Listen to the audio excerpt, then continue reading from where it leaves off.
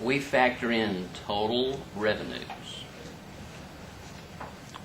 It's my opinion that we want to minimize any fees that we get that are not in the customer's best interest as a whole.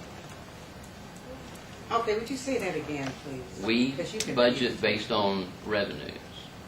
Okay, so you're saying you budget based on, you have an approximation of how many people will be turned off. And you know what happens from year to year, and that factors into what your budget is, because you should reasonably expect that the numbers next year are about the same as the numbers the previous year. Do you have an approximation of how many people will be turned off in 2008? Yes. How many? There will probably, correct me if I'm wrong, Chris, probably about 28,000 different customers, and I would guess that 21,000 of those different customers will be cut off multiple times.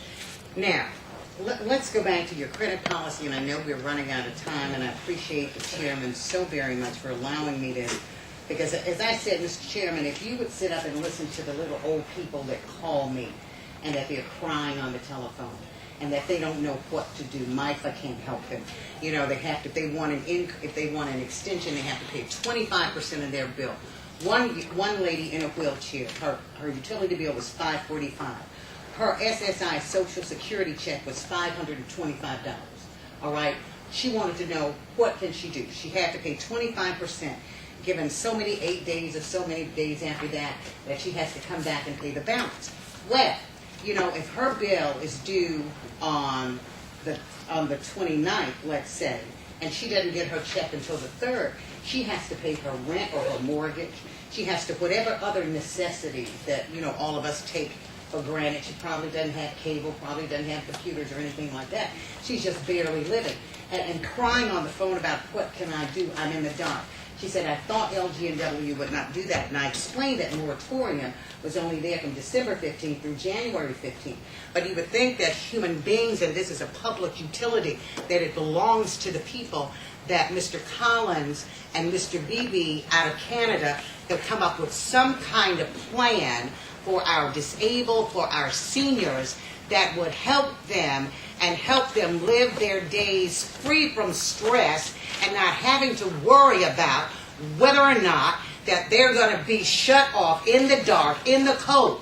Wait until you get to be about 70, 71, 72. But oh no, you living good, so you got money put up. But a lot of these little elderly people, they don't. And they're thin, their skin gets very thin. And they get very cold in the winter months. And they get very hot in the summer months. And that's why you find so many of them smothered to death of the heat or either frozen to death because of the cold months. And you made the statement on television, which I thought was reprehensible, that the policy will not change. Well, I tell you what, my grandmother told me if I had to stand alone on what is right, I'm going to do that. And there will be a change one way or the other, I did not say Mr. that. Collins. I did not say that. All right, at this point. I'm through, sir. Thank you. And so we will just conclude, and if we need to bring this back to executive session at the request of any council member, we'll do so. Absolutely, because we're not finished. Well, we can bring it back, I mean, we need to finish today, and we can certainly entertain This is executive session. this executive session. I got one question. Yes, sir. I need to know is, to Mr. Collins, is any of your administrative people have relatives or relatives that has a contract, a utility company, in reference to dealing with the utility payments and vice versa? That's the question. We have 2,700 employees.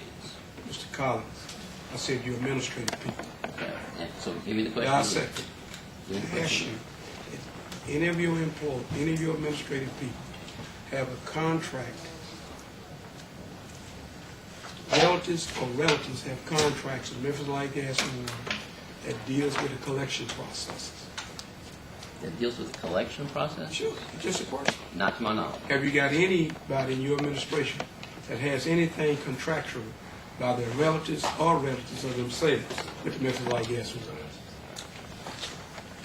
I would be happy to research Do you that got for you. out-of-state vendors? out-of-state vendors, possibly in Canada. An out-of-state vendor in Canada? In Canada. Not to my knowledge. Okay. I'll be happy to check on that, but not to my One more knowledge. person. For the record, who is your administrative or customer service? The VP of Customer Service is Chris Beaver. Chris Beavers. How do you spell it? Biever. Okay. But you're stating for the record that not one administrative person in your organization has any relative of themselves that's involved in any contractual agreement with Memphis Gas and Water. For the record, I said not to my knowledge. Okay. Okay. Wait, one more person, for the record. For the council members who don't know, we do have subpoena powers.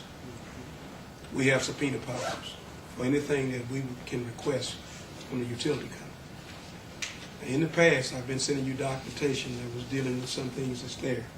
Hadn't received any information back. And the question now is that we're going to go deep. Is what happened to the $25 million that was collected?